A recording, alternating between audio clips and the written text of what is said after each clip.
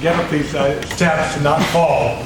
But if it's easier for you to see me, I'll put this up here.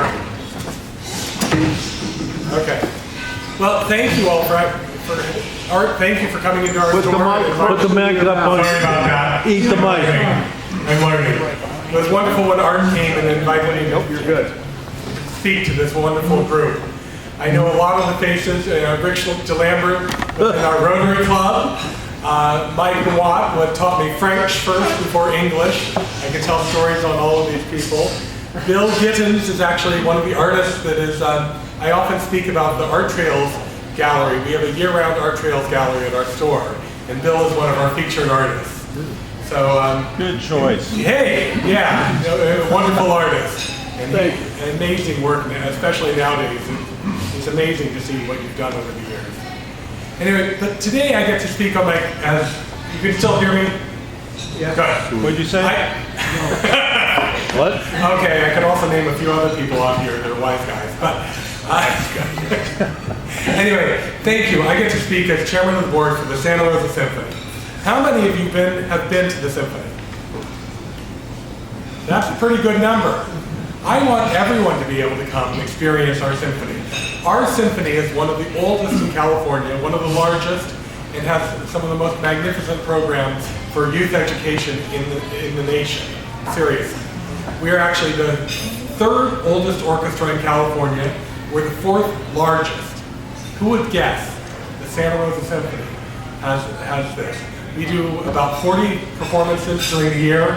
We have a classical set of 3 concerts, Saturday night, Sunday afternoon, and Monday night. We do 7 sets of each, and we actually, the next concert is actually going to be Holst the Planet. And we actually, and more important to a lot of you guys, the Gershwin Piano Concerto with a phenomenal pianist, Orion Weiss, who's coming. And that's coming up at the beginning of first week of first week. There you go. May. I'll keep this up here. Okay. But the Santa Rosa Symphony has its Okay, sorry about that. You're a rock star. The Santa Rosa Symphony was started in 1927-28 by George Trombley, who was a wonderful, he conducted it for 30 years. He came from Kalamazoo, and he was quite a conductor himself, but it was a community orchestra then. Then they hired the Everett person who ran the Press Democrat, was chairman of the board.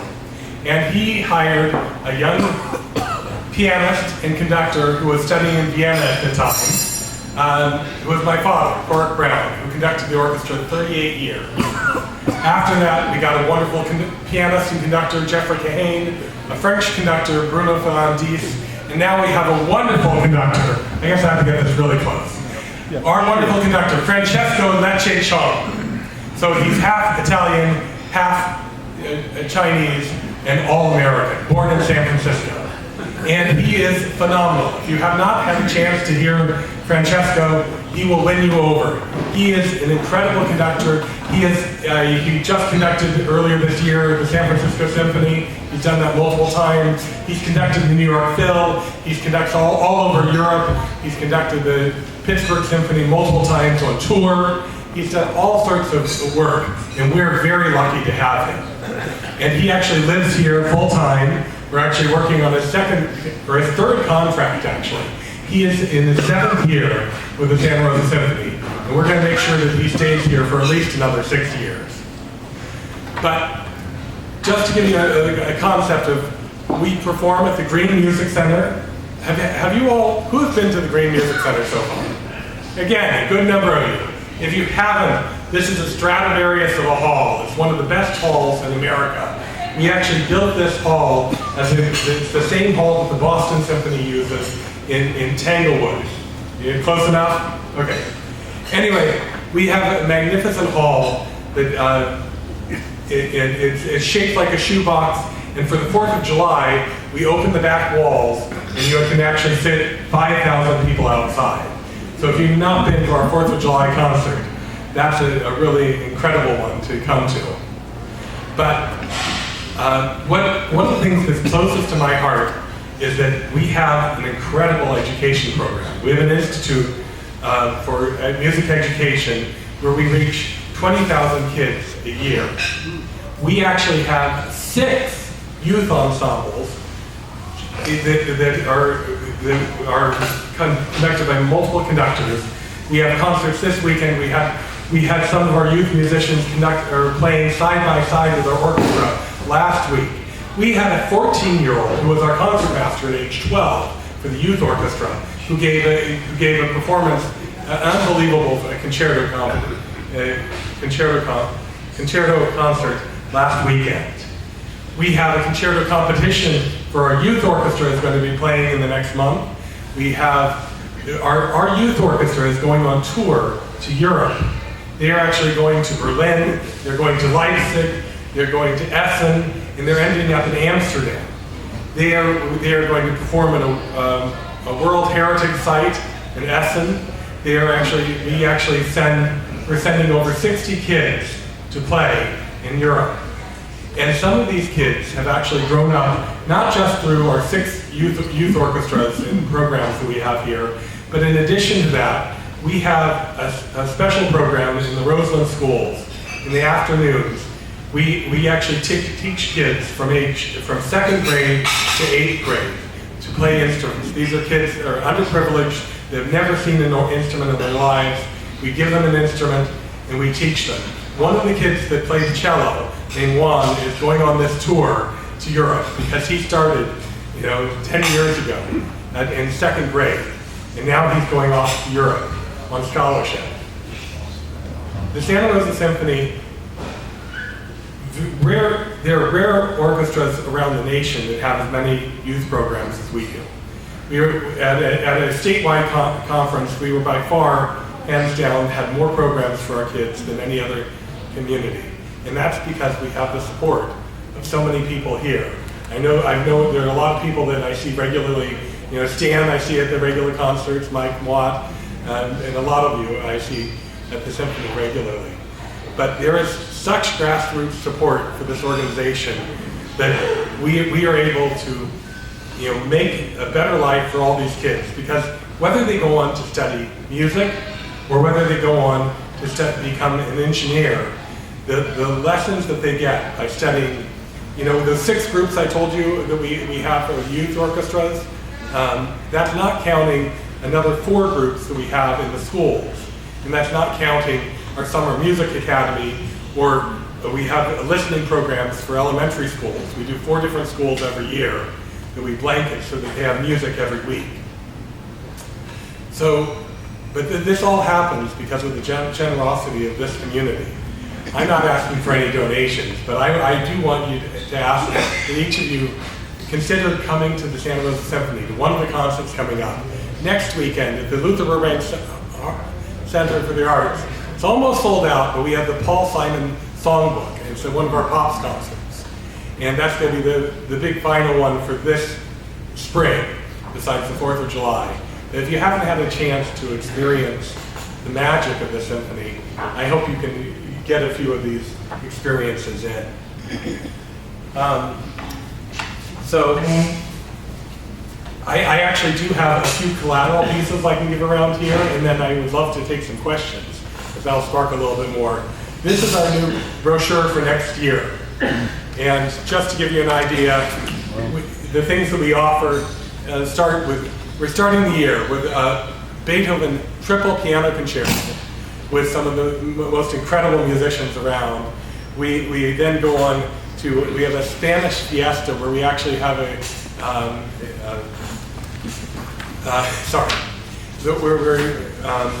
oh come on, I need to read occasionally. Anyway, we're doing some incredible Spanish. Can't hear you, Kev. I'm sorry, here we go. Eat the mic. It's a great season ahead of us. We have a guitar concerto. We have an incredible woman playing Brahms in December. We have some of the most influential musicians around coming each season. And Francesco makes it fun. He actually, before every concert, an hour before each concert, he actually gives a pre-lecture talk. He will talk to the soloists, he will bring in all sorts of different people, and you get to ask questions. He actually has a one-on-one conversation with the audience. And we're very lucky to have him. So, let's see. Anyway, I brought a bunch of brochures here. I also have some cards to give you a discount if you want to come to the Mahler Holst. I actually have some cards that I'll put down on the counter as well for that. Let me open up a question for questions. The floor for questions. I'll bring the microphone around when we get some questions. Hands up. Here we are, Stu. Looks like I need to go on a diet. Hi. Do you still do the dress rehearsal performances then? So I did a season of that, and that was such a fabulous experience. So thank you for bringing up all these things, because on Saturdays at 2:30, I think it is, at 2:30 or 3 o'clock, we actually have a discovery series. So if you don't want to sit for a full concert, you can come and actually hear the dress rehearsal, where you will hear the soloist, you will hear most of the work, but more importantly, you'll actually get to hear Francesco working with the orchestra. And he is quite amazing. And it's a great way to get to know our orchestra, to get to know our musicians. Another thing that thank you, you're reminding me of lots of ways to get to know our orchestra. So we have, you're getting me close enough. We have a group that supports the symphony called the Santa Rosa Symphony League. And it's a group of men and women who actually do something extraordinary and have for over 50 years. They feed our musicians, among other things. We have a group of musicians that come from Los Angeles to Oregon, from Oregon, Los Angeles, even one from New Mexico, who come to play with us. And many of these musicians are jokingly referred to as freeway philharmonic musicians, because they'll play here, they'll play in Oakland, they'll play in San Jose, they'll play in Reno.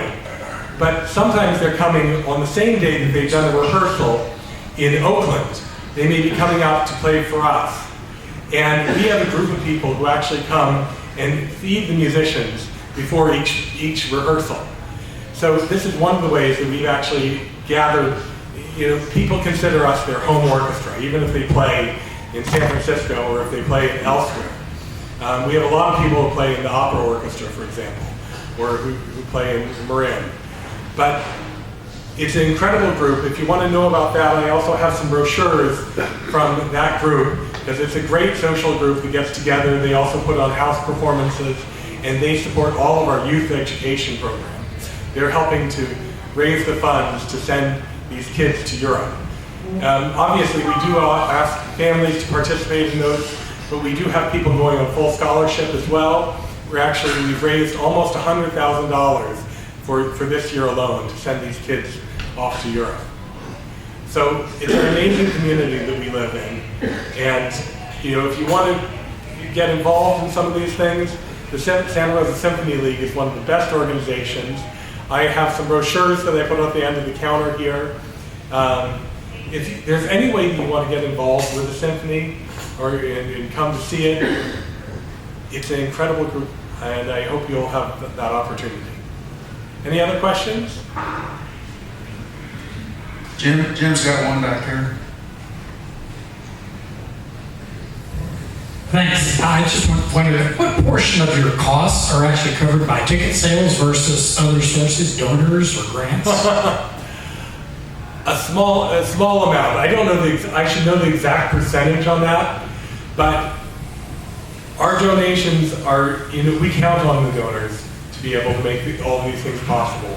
We have underwriters for all of our soloists, because soloists, we bring in world-class soloists, people who will have played last with, on our last concert, the pianist had just played the same concerto with the New York Philharmonic, and then she came to did it here. That's pretty extraordinary. So we can pay tens of thousands of dollars sometimes to bring in a single soloist. You could pay $150 to $350 for a couple of people, but we have to have some good underwriting for that. But most importantly, I think it's important to know that the musicians that we have are all fully paid When my father started with the orchestra in 1956, no one was paid. And he talked to the manager, at that time it was the manager of the New York Phil. He said, what do you recommend? Start paying your musicians. And he started paying them maybe $1 a service to begin with. And then next year doubled it and all this. We actually pay our musicians at a competitive level. We actually have we pay them the highest salary of any orchestra our size in California. You know, outside, you can't count San Francisco, LA, and San Diego. But after that, we actually pay them a good wage. They need to have more. Anyone who works as a musician, it's a job truly for the love of it. Because for the number of hours that they practice, that they prepare, they can never be paid enough. But we actually do take care of our musicians. And I'm glad that we actually went through a union negotiation this year. And we've always kept it the top tier. Rich. Kevin, I just wanted to know that this community, you deserve a lot of credit, you and your dad and Corrick, for all the time and effort you put into it. I think you ought to get a big hand for what you're doing for this community. Let's give them a big hand, guys.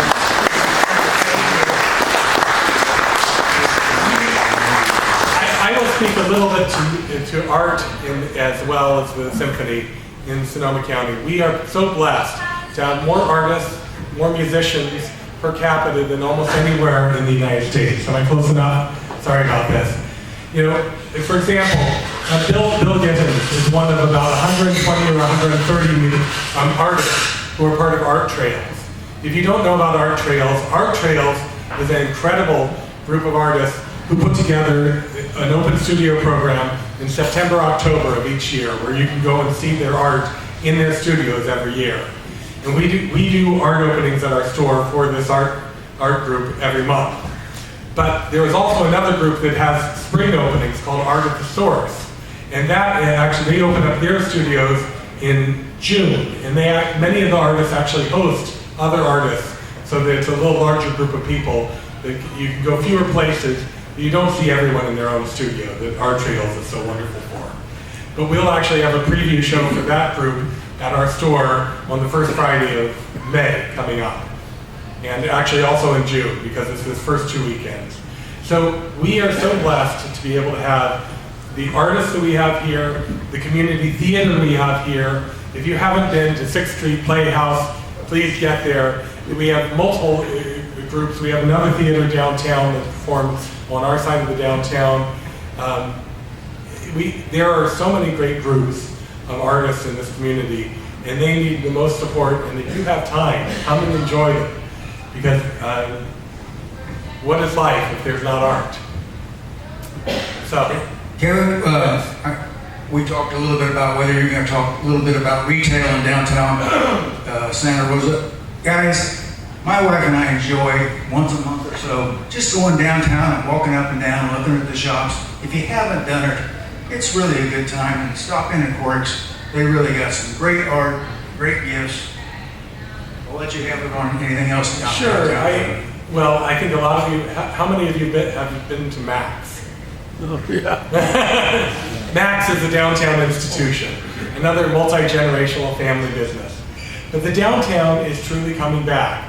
Max is one of the old timers. The Starks opened up their own French restaurant downtown, which is a success. Wednesday night market. Augie's French restaurant. They're where the old Portofino's used to be, next to the Exchange Bank. We have a French restaurant that is where Lavera's was. It's called L'Oro di Napoli. It's really wonderful. In the old Mary's, we actually have a great Indian buffet. They're called Dunbar Kitchen. So we are getting lots of different new businesses coming down. We are getting the cobbler from Montgomery Village just moved down next to California Luggage. So there are lots of reasons to come downtown. Wednesday night market. Wednesday night market, my God, yes. And they're doing a farmer's market on Sundays. And, on Saturday, there's going to be an incredible demonstration in downtown Santa Rosa. We are pleased to have the courthouse because it is a place for gathering, for events. It's really amazing to see the number of people that come out and represent this wonderful country of ours. But to speak on Courthouse Square, I'm going to a meeting this afternoon at 4 o'clock. They're trying to re-envision downtown and make it more pedestrian friendly. One of the things that I'm going to push for the most is actually getting the fountain back installed in Courthouse Square. It was actually a work of art done by Carol Ozawa, who is, you may have heard on NPR right now, there's a great push for her art in San Francisco at MoMA. They have an exhibit dedicated to her right now that you should get down to the city and see. She was a phenomenal artist, and she actually created these paneled relief sculpture that is that will be reinstalled eventually in downtown Santa Rosa. And they actually have already plumbed for it, but they haven't put it together. So that's one of the things that I'm pushing for, because it's one more element to make that square a little bit more friendly. I think it has a lot of, it doesn't have enough green space for my opinion, but it is used by, and it rented all the time by many different groups. So the city seems to be happy with it. Any questions about the downtown? There are usually lots of questions about the downtown. Well, Lambert took all my thunder. Give Kevin a big round of applause. It's good, local boy done good, don't you think? And we put the literature that he brought is on the back table where the food was. So please take some of the brochures. No, it's fine. Thank you very much. You're